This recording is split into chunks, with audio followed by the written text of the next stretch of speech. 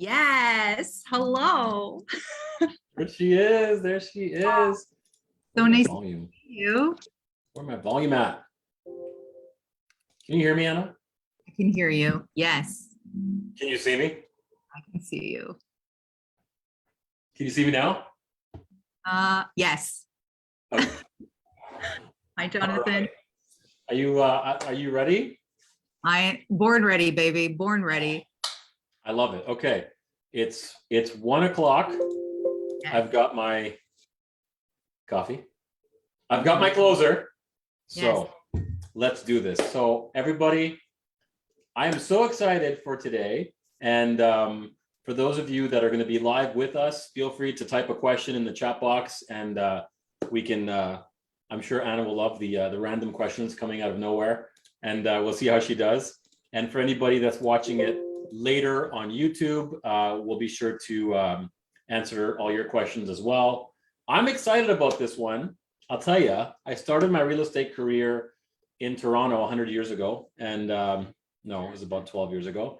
And I'd always see these billboards, and I'd see this person that was just doing these amazing things. And I'm like, I saw Anna, and I'm like, I didn't know you, but I wanted to know you, you know, and I think just manifested getting to know you. And I've been lucky enough to meet you, and I have so much respect for you. So let me do my thing and introduce you, and then you can say hi, and then we'll go from there. We'll get the awkward stuff out of the way.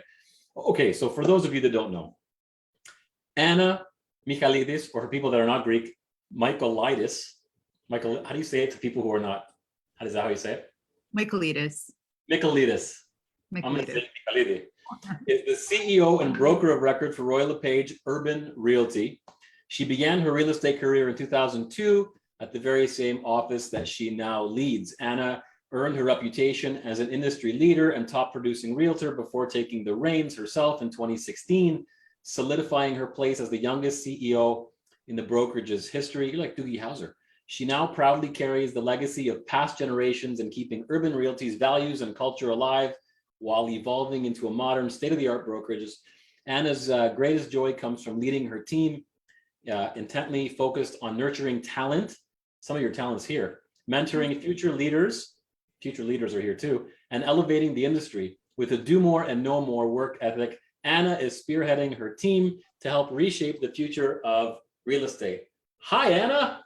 Hello. So happy to be here. Thank you, honey. I read the thing.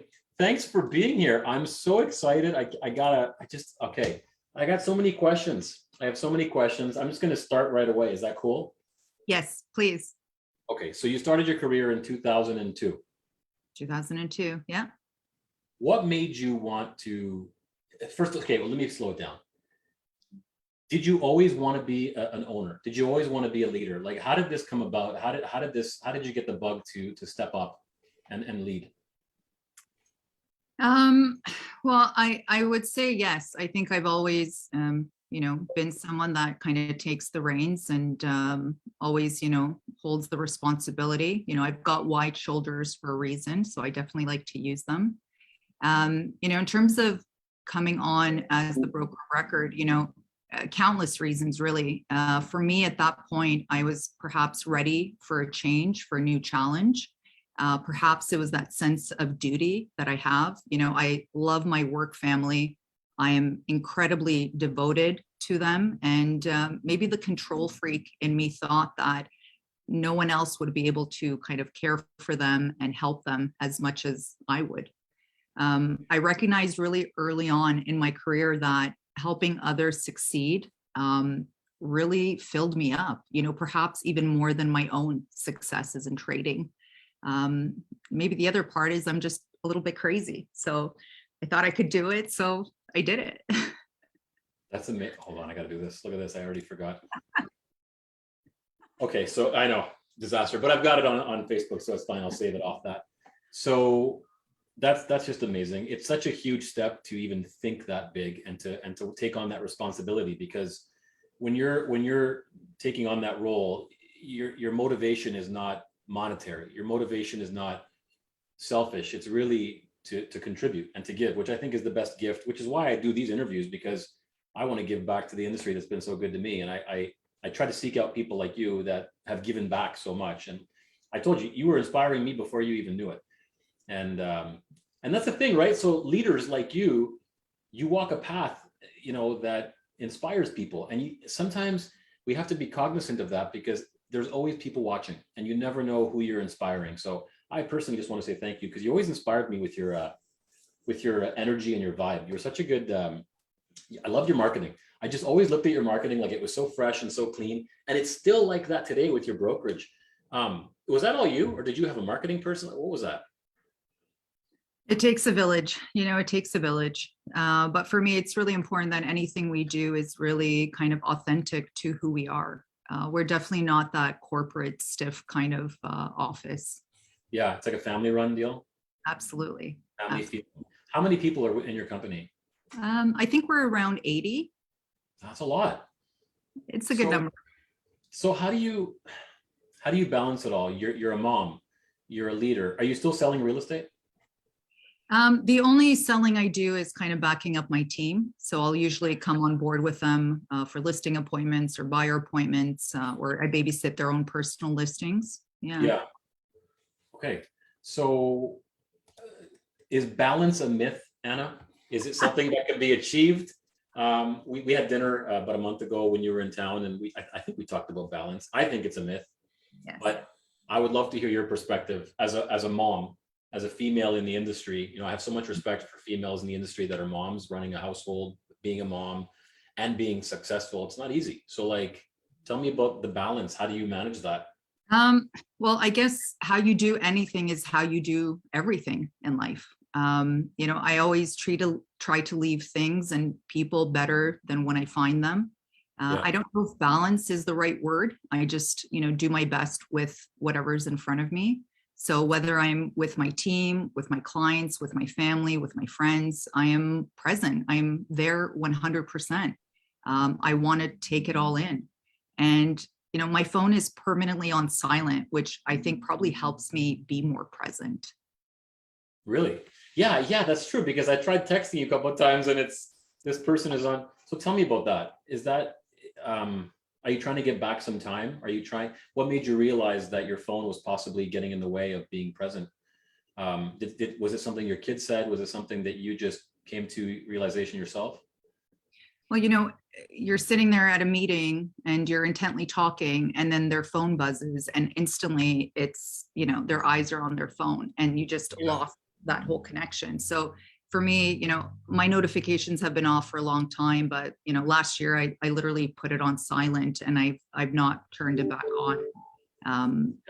My phone's always near me. If my team needs me, I always return calls. I usually grab it, but I want to be here. I don't want to be, it's buzzing right now as we speak, and I have no interest in looking at it, As we're speaking, I'm getting notifications. I'm getting look at this ding, ding, ding. So probably should have shut off my Outlook. So let me ask you a question. It takes a lot of energy to do what you do. Mm-hmm. Tell me about that. Where do you get your energy from? You must feel depleted at times. So how do you maintain your energy levels to ensure that you're your best for your family, for your team, for your community? Because you do a lot. So how do you do that? Well, I guess it's just figuring it out as I go. I've gone to the point of, total exhaustion and breakdown on more than one occasion, not just physically, but, mentally and emotionally. Yeah. And I think it's really important for us to just pull back when we need it, because you can't pour from an empty cup, so you got to make sure you're constantly filling your own cup. Can't pour from an empty cup. I like that. So, okay. So do you take mindset breaks? Do you read? What kind of stuff do you read a lot, right? I'm assuming. I do. Yeah, I do. So much. I literally have books everywhere, all over my office, in every room in my house. Definitely an avid reader. Lots of business, self-improvement, personal development books on my list. Yeah. I enjoy learning, definitely. It helps me kind of, just increase my outlook and my perspective on different things that, maybe aren't in my zone. I really enjoy, Simon Sinek's work, Find Your Why, Leaders Eat Last, The Infinite Game, everything he writes. Yeah. Relentless by Tim Grover. Oh my Yes. God. you know? Yes, so good. When I read that, it really struck a chord in me, kind of opened my eyes to like some pretty powerful ideas about what drives me. I really connected to it.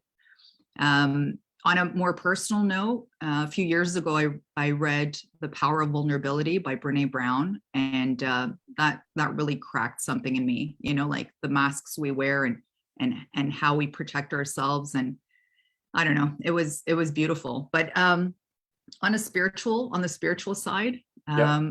a friend of mine introduced me to the works of Florence Shinn, and I must have read The Game of Life like 100 times. It's constantly on replay on my Audible.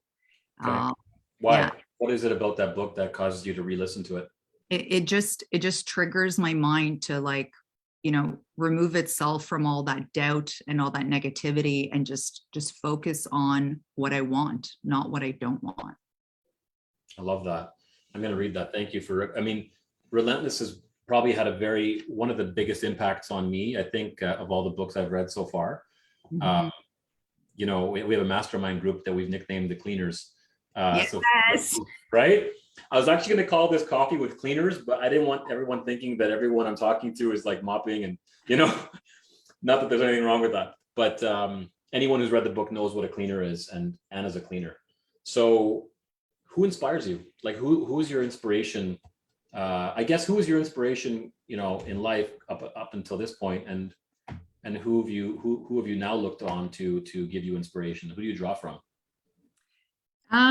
Great question. I find so much inspiration everywhere. My parents and my family are definitely at the top of the list. I feel like their drive and their ability to take risks has taught me so much and kind of puts me to shame in some aspects. Immigrating here as a kid and kind of experiencing all the struggles that come with it gave me a very different perspective and a very different appreciation. My team, oh my God, these kids, they inspire me like daily, their dedication to their craft, them pursuing their excellence. It like reinvigorates that in me when I'm not feeling it as much anymore. I'm also really blessed to be a part of this like amazing group and network within our industry. So, from the brokerage end with LePage, we have an incredible leadership team. Toronto Regional Real Estate Board, all the brilliant people I get to work with and travel with, not just at the board level, but also with all the committees I'm on, all the lobbying efforts we make, on behalf of the consumers and our industry. Kind of opens up, it opens up something else. And really, my twins, I've got twin daughters. They just turned 12. They inspire me daily, watching these two little ladies, growing up and imagining what their future is going to look like really pushes me every day. I want them to be inspired, to live their best lives, whatever that's going to mean for them. No expectations for them to follow in anyone's footsteps, That was my next question. Have they ever expressed any interest in following mom, or Yeah, my Sophia has. She says, "Yeah, I'm gonna run the office like mama," but whatever it is, it is. If it's for her, I'll definitely encourage her, but no pressure on my end. I love that. So let's talk about setbacks and failures. You're human. You've had them. We all do. How do you deal with them? And how do you move forward? Because I know a lot of people have difficulty, right, with setbacks moving forward, some mindset blocks. What are some of the things that you've faced what's one of the biggest challenges you've ever faced, and how did you overcome it, and how did it affect you? And I mess up and I misstep every day in like countless ways. Perhaps now I view mistakes as something that helps to redirect me, into the direction I need to be. Sometimes not getting what you want is like a brilliant stroke of luck. I know I'm very powerful. I know I can push things to happen. I know I can get things to happen, but sometimes those things aren't for me anyway. And I will just, suffer with having them. So I've definitely learned that, kind of rolling with the punches and not really viewing anything as good or bad. It's like, it is what it is, and it is all perfect. like, if it works out, perfect. If it didn't work out, perfect. There's something bigger and better for me around the corner. Kind of like Tony Robbins says, life is happening for you, not to you, right? Yeah. So you just take it all in and you try to just, so are you giving meaning to everything, or are you just allowing things to happen and then letting it flow? Like, are you trying to find every meaning in every good and bad situation, or? I can't even see anything as good or bad anymore. It's like, it is what it is. And it's all good. It's all good. And I know if it's not working out for me, it's because there's, a redirect there that's going to be so much better than anything I could have imagined. I love that. Stress. So I'm a high octane kind of person. We're in a stressful, you're laughing. We're in a stressful industry. I can't be stressed talking to you because you always have that $1 million smile. But like, how do you manage stress? I mean, tell me you get stressed. Tell me you're human. Do you get stressed? Oh yeah. And, I think now, last few years, it's a bit different. Before, I would really kind of hold it all in to the point where my body just started breaking down. And then I would just be done. I would just be done. For me, I think managing stress, controlling my environment is everything. I really, really limit what I consume. So no news, very little time on social media, very little TV. I always start my day with gratitude and appreciation. It's like thinking about all the amazing people, all the blessings I have in my life. It really helps to set my mental state. I always ask myself positive whys, because our brain is so amazing. It's always looking for that why. So if you're thinking, why am I so unlucky? You will find a million reasons why you're unlucky. For me, every morning, it's like, why am I so blessed? Why am I so happy? Why am I so loved? And I find it everywhere I go. I have everything I want, and I want everything I have is like on replay in my mind constantly. I appreciate everything. I don't ever want to have to want for something different, something more. It's like, I love everything I have. And maybe part of it is I prefer to live in my own little world. Like it's a beautiful little world I've created, and I really appreciate it. And I try to protect, that little bubble for myself, which definitely helped, kind of through the pandemic with everything happening. And, my physical routine is a huge part of it as well. Working out really helps to kind of manage my physical, my emotional. Yeah. I have everything I want, and I want everything I have. Is that what you said? That's it. That's it. I love that. I'm going to put that on my wall. I have a wall of wisdom, and I'm going to rename it the Anna wall. So, okay. So what's the best advice you've ever received? Oof. Best advice. Yeah. Was it something from your parents? Was it somebody like a mentor? That's a tough one. I get so much amazing advice from everybody. But I guess for me, part of it is hearing something.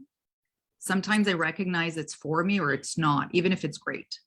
I understand that I operate very differently than many others. Like giving advice for me is a lot easier maybe than taking it, but I take it all in. Okay. So you mentioned before how blessed you are and how you exercise gratitude, which I love because I do the same thing. And my boys are 10 and 12. And when they come home from school, the first thing I ask them is, the first thing I say is, tell me 3 good things that happened today. And it forces their brain to go to a place that forces them to think of good things. And then I do the same thing before bed, because it's said that the last thought you have before you go to bed will, go into your subconscious mind, and then you'll have a good dream. And so I'm obsessed with that too. So I love that you're into that. I personally believe that's because of what you mentioned before, the perspective that you have that possibly came from immigrating, your parents' work ethic. Would you agree? Do you think that you have when you have a certain level of perspective of maybe a difficult beginning or hardship, that you appreciate everything so much more now? You think that helps? I think it could go either way. I know a lot of people that come from hardship and they wear that like armor, and they like to, sit in that victim mentality, and they use that to their advantage. For me, it just fuels me. Um, all of it is kind of irrelevant. It's like, if I want it, there's nothing that's going to stand in my way. And kind of seeing how the struggles we went through, immigrating here, learning a new language, trying to get on our feet, how much sacrifice, my parents had to sacrifice. That's huge. That's huge. So I think, any little struggle I have doesn't even compare to, what they went through at my age. Do you think that, I agree, do you think that our kids have it easier than 100%. 100%. So how do we make sure that our kids have that same perspective? Well, they say the best thing you can do for kids is put some responsibility on their shoulders, right? And I think so many parents now, we kind of, the helicopter parenting, trying to resolve all their problems, trying to fix everything for them. Yeah. And, I'm guilty of that to a point as well. For me, I had to grow up very quickly. And I thought for my girls, like, I want them to be kids as long as possible. I want to kind of shield them from all those things, but you can only do so much. Yeah, you've got to let them figure it out on their own at some point too, right? Absolutely. Life is the best teacher. So you're not just in the real estate game, you also are involved in another business, right? Yes. Can we talk about that? Yeah, absolutely. Absolutely. So, my hubby and I, beyond real estate investments, we opened a neighborhood cafe in East York called Go Coffee Co. It's literally across the street from my office. I could see it from my window, so super convenient. My hubby jokes that I opened it just for me, which is partially true. Early on, Pape Avenue here was kind of dismal, a lot of kind of seedy, businesses. The only place to get food was KFC, which is great, on Tuesday if you need. But yeah. So, I'm really happy we did, because it really changed the neighborhood. It brought the community together, it cleaned up the block, and it attracted so many more great businesses, which has had a wonderful effect on all of us. A friend of mine jokes that I'm the unofficial mayor of Pape Avenue. And I feel that. I feel very, responsible here. I want to make sure we're doing our part. You got to put your money where your mouth is. And I've been doing that for a long time here. We do a lot of community initiatives to bring people together. And it's beautiful. It's beautiful. I love that. I run a team of, we're 9, and I have a hard time making a cup of coffee. You run a coffee shop and have a brokerage with 80 people. That's just so amazing. Let's get it straight. I'm not actually qualified to, do anything related to the food or coffee. It's like 8 years in, I still don't know how to steam milk. I support them in every way I can. I love that. I wouldn't risk anyone's health by allowing myself into that kitchen. So just rest assured, anyone who knows me. Yeah.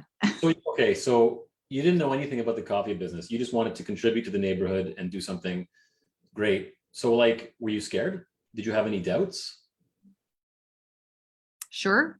Did it matter? No, I was like, I went to the city and I applied for a zoning change before I even talked to my hubby about it. And he's like, what? We're doing this? Like, yeah, we're doing it. Like, we're literally doing it, and we'll figure it out. And it's been awesome. It's been a great ride. You realize that your decision-making process is not easy for some people though, right? You're like, we're going to do a coffee shop. Like, that's just, I love that. It's like you have no, it's like you have no fear.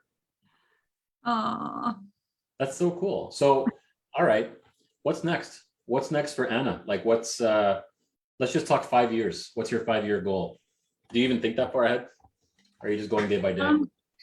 You know what? I think a couple of years ago, I would have said, yeah, I've got the plan, the 5, 7, the 10-year lined up. Not so much anymore, like, I'm really just living every day. I want to enjoy every day.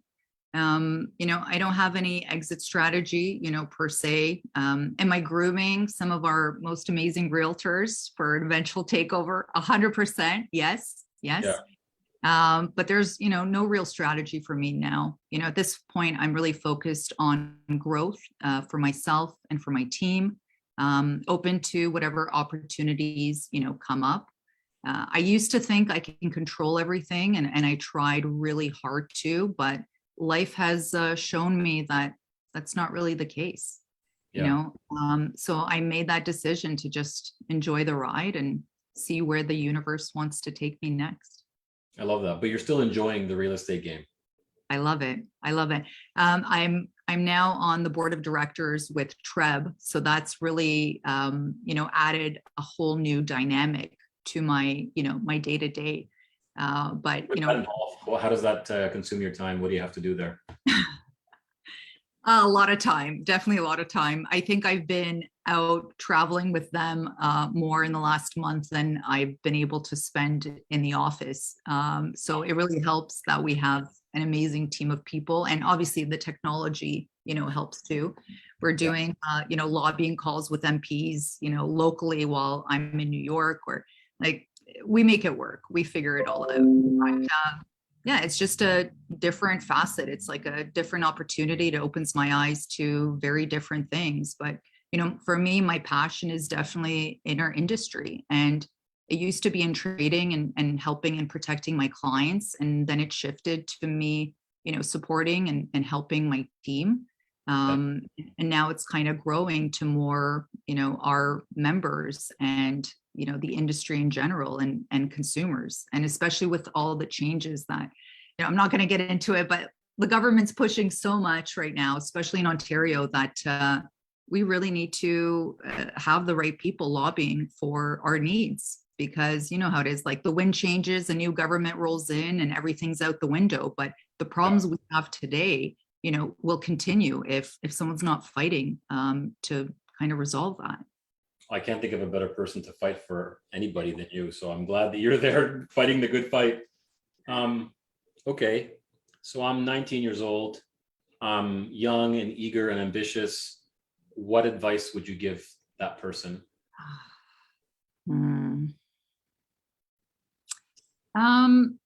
Okay.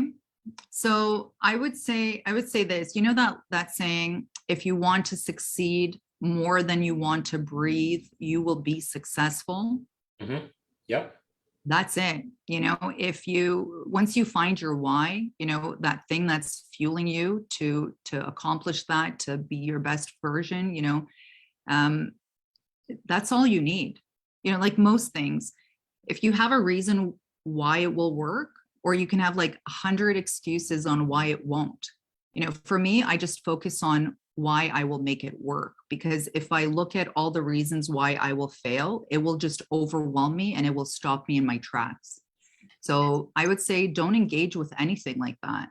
Focus on what you need, focus on what you want, focus on where you want to go, and don't look back. I love that. How do you deal with negative people? How do you deal with people that, so you don't watch the news? I don't either. I don't even know who's the president. Like, I don't know what's going on, but because it's all bad, right? Yes. How do you deal with negative people? How do you deal with negativity? I usually don't engage. I won't engage in it. We are very protective, kind of in-house. We really don't engage with that. We've had, a couple of bad apples that have phased themselves out. That saying, rotten fruit will fall on its own. Yeah. That's it. So for me, I just will not give any of my energy to it. My energy is really limited and it's really important to me. So I only give it out to positive things. Okay. So I love that. So we're the same in our office. We have a rule. I mean, everybody has a bad day. It's normal.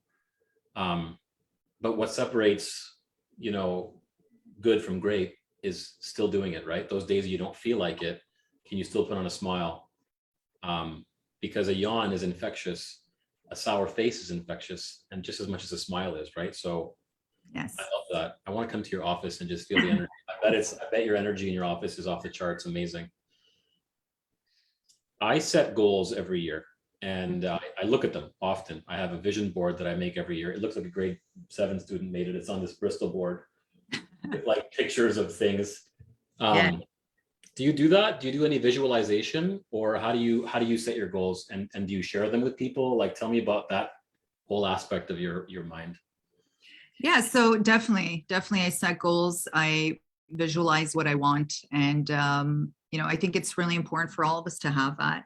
I've got a lot of, personal goals for myself. I've got lots of work goals. I've got, just general goals for life and my family and all of that. So I definitely write it down. And it's amazing when you look back at some of these lists and you're like, holy shit, it's all there.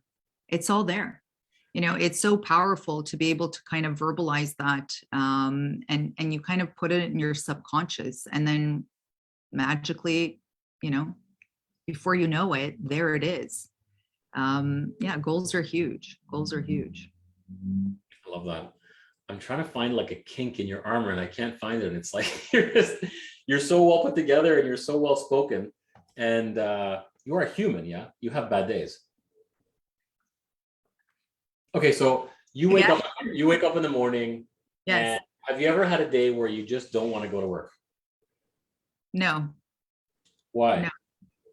I love what I do. I have people that depend on me. For me to just not want to do it, like it's not really in my realm. I love Sometimes that. I wake up and I open the curtains and I look outside, and it's not a beautiful, sunny day. And I think, oh my God, today's going to be amazing, and then by the time I get outside, the sun is shining.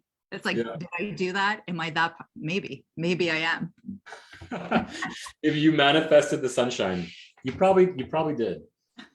Okay, so during COVID, I got fat and I stopped working out, and then I snapped, and then I said, okay, it's time to get back into shape. It's a stressful job, and I wanted to take care of myself, for my family, for my community, and all that stuff, right? To be the best version of me. Yes. And I went on a journey, and I think you did too. Like you've been on a pretty good health kick. Tell us about it. What's your regimen? What's your diet like? How important is that in your daily schedule? Like, I want to know about your routine. Tell me about that. Well, I've always been fairly active. I always enjoyed sports growing up. I was definitely athletic. But it kind of all got put to the side when I went, started my career and working like really ridiculous hours that I would never do that to myself now, but then I was willing to sacrifice all that. It just didn't become a priority for me anymore. So over the years, I actually picked up running as a hobby. Okay. I don't know if it was running as like a hobby or just therapy. That runner's high is real, so I would do, 5, 6, 7 kilometers a day. Although great for my mind, it was not great for my joints and my bones and all the rest of it. So when the pandemic hit, it really kind of opened a new opportunity to kind of shift how I was working and what I was working on and focusing on. I've gone to that point of mental and emotional burnout so many times over the years. And I think the pandemic was kind of that sweet spot in a way. Like, I know it was terrible in many ways, but so many opportunities came out of it. So for me, it just kind of shifted my perspective again. So, beyond my, physical, I find working out really helps to maintain a great like mental state. My workouts really help to balance me out. They are non-negotiable. Like, my workouts are set and then everything else follows. Having an awesome trainer for me really made a difference. He's really passionate about his craft. He's a huge help. I always felt so overwhelmed trying to figure it out for myself. I'm not in fitness. I don't pretend to be. And I was just feeling overwhelmed trying to figure it out. So my trainer, Joey from LFG Fitness in East York, he's definitely my secret weapon. He taught me that discipline is worth more than motivation, especially in the gym. So, whether I'm feeling it or not, I'm there. And when I leave, I feel it. I feel it. I've never regretted a workout. And for me now, it's non-negotiable. Even when I'm traveling, I'm in that gym, and begrudgingly so without my, trusted trainer, but I got to do it. How many days a week? Sorry? How many days a week are you there? At least 3 to 4. Yeah. And it's in the morning? Always. Yeah. And how long is it? At least an hour. Yeah. I've supplemented now with boxing as well, just to give my body, a bit of a different boost. But the weight training for me has been fantastic. I find too much cardio, it's just, you're losing too much. Yeah, And it's not really the look I want. I want to be strong. I want to feel strong. I love that. Okay. There was one thing I wanted to ask you before and I forgot. So if you don't mind, I just want to circle back real quick. You have twins, you're a mom. Yes. So I find that when a lot of women have kids, sometimes initially when the kids are young, they can take a hit on their mindset because, professionally speaking, it might set them back a little bit, or, their mindset, their bodies take a hit, obviously, sometimes. How did you power through that? And did you have any of those, did any of that come up with you, or did you have a lot of support? Like, how did you go through those first couple of years when the girls were young? I would say our journey was very, very different. I had a high risk pregnancy and I was hospitalized for the last 2 months of it. Once my girls were, viable, they made me move into Mount Sinai. And this is like back in 2010, Yeah. where DocuSign was not a thing. And I was working like crazy. I would literally have offers faxed to, the sixth floor maternity ward, and the Oh my, nurse, would bring it to me. hold I on. didn't. You said what? Faxed? Okay. Keep going. Just checking. Yeah. I'm really dating myself now. I Yeah. don't have a fax anymore. Yeah. No, for me, having this uncertainty when my girls are identical mono twins. So that means it was one egg that split a few weeks into the pregnancy. And as soon as they diagnosed us, they gave us a 50-50 chance of getting to a live birth, which was like so terrifying, like beyond, and this is why I say you can try to control whatever you want. Life will just slap that out of you eventually. And Yeah. it totally did for me. So I really focused on my work because that was the only thing I could control at that point. So I lived at Mount Sinai for 2 months. I was very lucky. I was healthy. I could do cartwheels down the hall. I'd have someone come pick me up, take me to work, what I could do. But most of my clients didn't even know I was pregnant, never mind living in a hospital, because I felt that would just undermine me. It would make me seem like that weak, woman.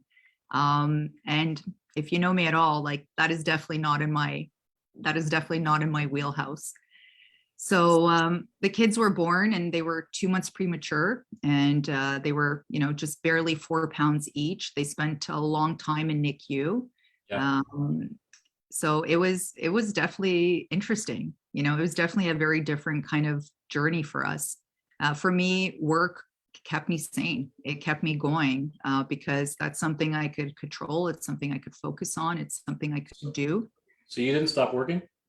No, not at all. Not at all. So I'm so blessed because amazing family and an amazing partner. Like my husband has been enabled me since day one to do what I do at a high level, because otherwise, all those things that need doing would suffer.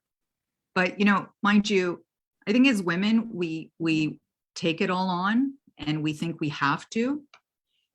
I never subscribe to that. I know I can do it all, but I don't need to, and I certainly don't want to.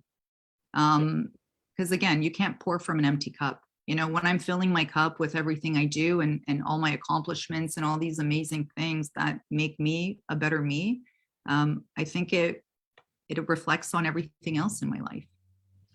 Wow. Guys, if you're not inspired right now, there's something wrong with you. You're a machine. Okay, I feel bad. Do you have a couple more minutes for me? Absolutely. Yeah. Yeah. Okay. Cool. I'm gonna take a sip. Hold on. This cup of coffee is brought to you by. Okay. Can we play a game? Yes. Okay. Word association. Oh God. Okay. I'm gonna give you just a couple of words and just tell me the first thing that comes to your mind. Is that cool? Okay. Cool. Success. Success. Okay. Freedom. Yes. Yes. Failure.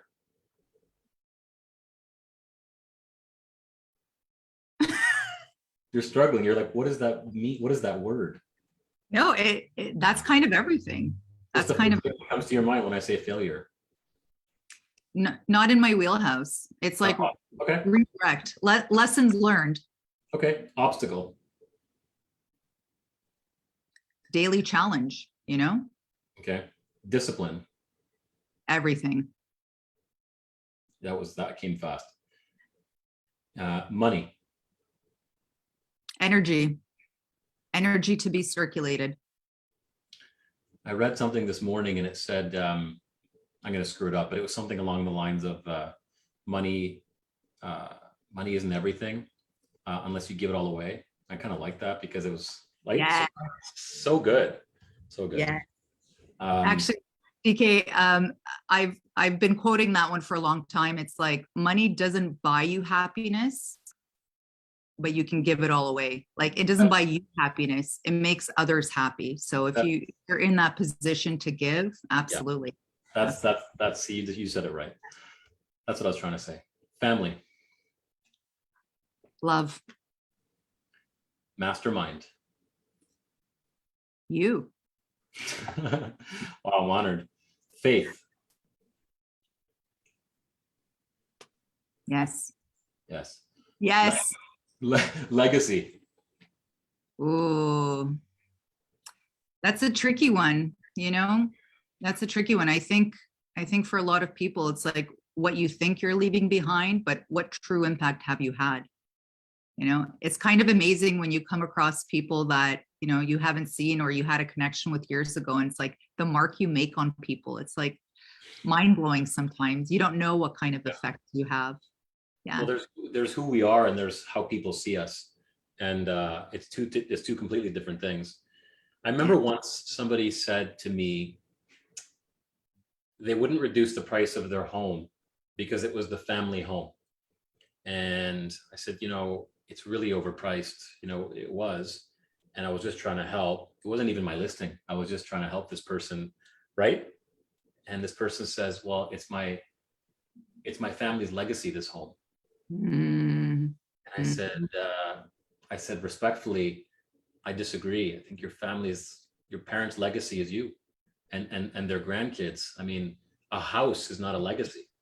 Absolutely. So I want to end on this. So what do you want your legacy to be? What do you want people to remember about Anna? What kind of impact do you want to have? I don't really give that much thought. I just try to be me, to lead by example with everything I do. And I seem to have an amazing effect on most people, and then I intimidate a whole other section of people. So, one thing I know for sure is, what other people think of me is none of my business. The most important thing to me is what I think of myself, how I feel about myself. So, I lead by example. I try to do the best I can in every situation. I try to leave everything better than when I find it. That's why, they call me for the cleanup, because they know I can take care of it, whatever it is at the time. What people think of me is none of my business. I've heard that before, but thank you for reminding me of that, because it's so good and it's so true. I remember when we were having dinner, you told me that some people are intimidated by you. I've been told that I've intimidated some people, and I always find that shocking, because I guess when you're intense or when you're focused and you know what you want, some people can misconstrue that as intimidation. I don't know. Yeah, but maybe the key is not that you or I are intimidating. It's that they feel intimidated. Right. Again, that has nothing to do with us. I am always kind. I'm always respectful. I'm always generous. And if I'm not, I will suffer for it. I will feel badly about it. Like I'm at that point where I don't even have road rage, which is like shocking in real estate. The amount of time we all spend, but I don't even have the capacity for road rage. Somebody cuts me off, I say, God bless you, like drive safely. I hope you get to where you're going that second faster. None of that for me. Anna for Prime Minister. I am voting. When are you running? All right. Oh, hey, I'm not that crazy, huh? I just need to tell you that there's a saying like never meet your heroes because you'll be drastically disappointed. Whoever said that was wrong because I mean, I always looked up to you. I still do. And you inspire me daily.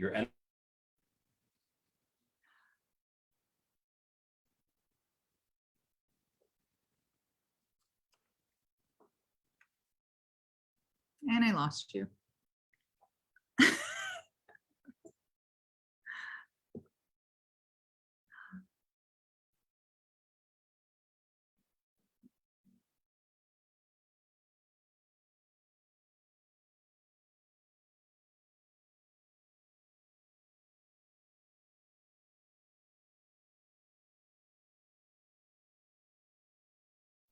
We've lost Anna. Okay. Well, Anna, I love you. Thank you for your time. Oh, you're back. I'm back. I'm sorry. Too many people on the Wi-Fi. I was in mid compliment. I'm going to start over. I don't know if I can do that again. Let me try again. Oh, End scene.